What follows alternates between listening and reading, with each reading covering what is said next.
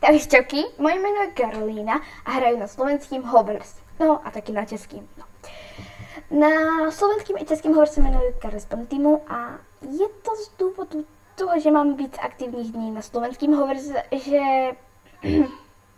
no, dá se říct, kamarádka mi poslala slovenský Hovers a já za pár dní tam zjistila, že je i český Hovers. Tak jsem se tam zaregistrovala českým, ale počkejte. Dobrá jsem zpátky, pak můžete vidět, nebojte se, že když kliknu. Si mám zobrazit taky modrá a když kliknu pravým tlačítkem, držte, teď jdu něco udělat, bude to stříhaný videa. Takže se přesuneme k mým koníkům. Yeah! Tak tomu se říká nerozstřídaná trojka. Takže tak. Zde mám něco jako například zlatý jablko, Apollonovu liru a příponu, protože jak můžete vidět, zde mám koně bez přípon. Doggy's Farm. Zde mám oslíky, protože na slovenský Hovers, teda pokud nějaký je. Víte, že na slovenský Hovers přibudli oslíci nedávno, byl to tenhle měsíc a teď jsou tady soutěže, které si pak ukážeme taky. Zde je můj chov. Zemrám se na koně hlavně anglických plnokrvníků a mám příplnou Karle Anglican Horse, neboli Karliny anglické koně. A ještě jedno, pokud si myslíte, že mám klučičo holčičí hlas, tak mám na to program. No tak. A teď jdeme zřejmě tam, kam jste se všichni těšili, božský koně. Jsou to stříhané videa, že například neklikám na sem například, protože Tianma, neboli Tianma, nechci vás zdržovat, klik. I když klik. No. Teď mám jakož jednu blbost. No.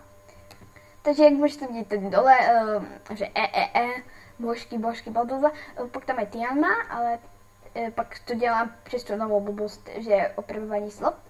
Takže Tianma je božský Pegas, Tianma je božská kobila, Tianma je božský kůň. Tři v jednom. Proč ne? Tohle jakože já fakt neřeším. No, když jako měla bych. Nebudu si do toho montovat, jo. Takže jdeme na další blbost. Takže máme 2 dny. Včera jsem je vyhrála, od dneska si užívám naplno. No. Takže vyhrála mi už 3, nebo první místo, druhý místo, třetí místo má 3krát. A jelikož se možná ptáte, kde používám ty body, nebo to na skákání parkourový. A jinak ještě jedna otázka, ale to už nebude jasno. Možná se ptáte, kolik si využila na Tianmu, rohu nebo pasu. Těch pasů jsem na ní využila 10, nebo na něj, nevím. Využila 10 a rohu 2. Co ty 2 jsem měla v tom bodu. Takže v rohu byly rohy. A taky jsem tam dostala na jak se to jmenuje? Grand Prix ty blbosti. Tornáda. Tak se to říká, no. A jedna věc. Boreasa mám už od května a jak se ptáte, že má jen 4 roky a 8 měsíců, dělám to takhle. Jestliže zde ukáže nějaká pitomost, no má 24 logicky. Jako například 10. K čemu mi to je 10? Já si radši počkám na 12, když to může trvat den. Ale to vám vy od dnešní nemyslíte. Dělejte to ty vaše věcice, ale vy 2 mi dělám to takhle. A když tohle, tak 5 už nemá žádný smysl, že jo, no. A to jsou všichni mý koníci boží. A to mýho inventu si bude Shamdo, jak se jmenuje. A budu mít s Týmou děťátko Pixiu, yes! A pokud chcete vidět ty obrázky, tak vám s radostí ukážu. No, těch koní. Ale to nebude nějak moc vidět. Jdu na to. Chci upozornit, že ta obrazovka bude trošku menší, dejme tomu. No tak jdu na to. Takže tohle je Shenma, co je divný, že on je taky hřebec a Tianma je taky hřebec, takže já nechápu, jak může být smlouvu dětí. Ale ještě logika ho prostě nikoho nezajímá, no. A tohle je děťatko Pixium, nevím. ale prostě splnil roště milučké. Je to Pegas a jednorožec, i když jako ty rohy se mi moc nelíbí. A já to pochopila tak, že je to, no, čínský kůň, protože má ty vousy.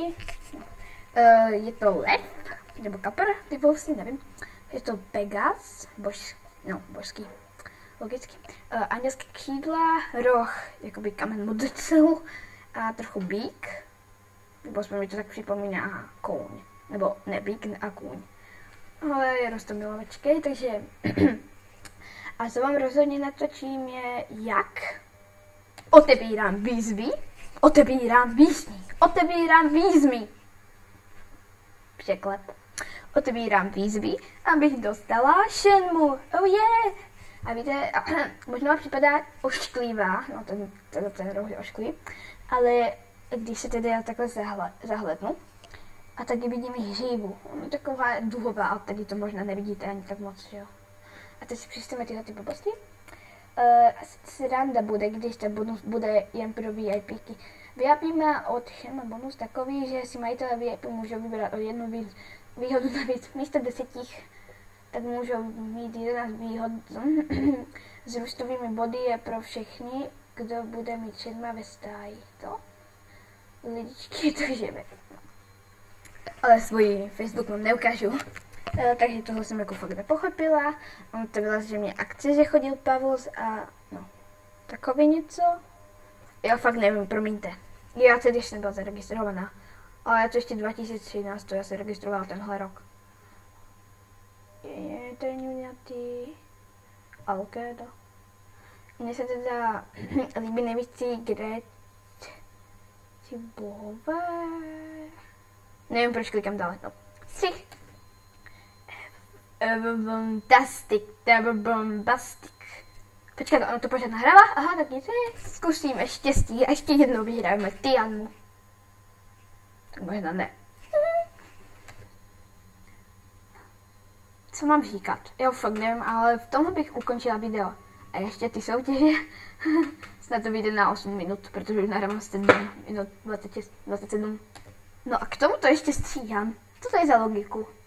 No tak tady jsou všechny soutěže. Čtvrtá soutěž, která můžete vyhrát oslíky leta, fotosoutěž.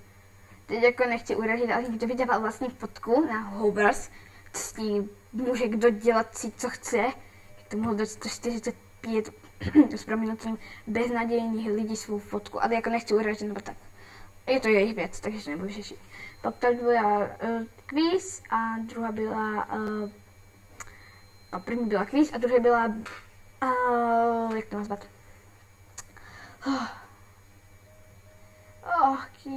Že vymyslíte příběh o oslíkovi šťastném. A pro ty, kterým tohle dělá, tak mám to přečítat. Chcem se zeptat, či se vám to taky děje, když napíšete tému a sami se vám už vidí, když vám ji okomentuje moderátor. Jinak je to tu proto, lebo jsem věděla, kde to psát, tak protože jak jsem urobila něco zle, to vám prečítam od moderátorky. Komentář, fora, hra, otázky a odpověď skoro na všetko. Co znamená černý a zelený zámok otaz? Černý, dotaz uzamkol autor, zelený, dotaz uzamkol moderátor. Téma bola zavretá moderátorom, oznamuje na fórum nepatria. Keď tak treba kontaktovať moderátora. Témy zatvárame a porušujú pravidel, alebo je tam nedostatok správnych odpovedí. Komunity, fóra, hra, predá fóra. Oznamujú na fórum, nie sú povolené. Ak máte problém a končím. Ahoj! Fakt končím. Takže tak. Prepačte, že toto video je dlhé, 9 minút. Asi nestojí ani za pozretie. Ja viem, že hovorím slovensky. Tak nějak jsem se to. No tak budu mluvit česky, že jo? Hezký česky.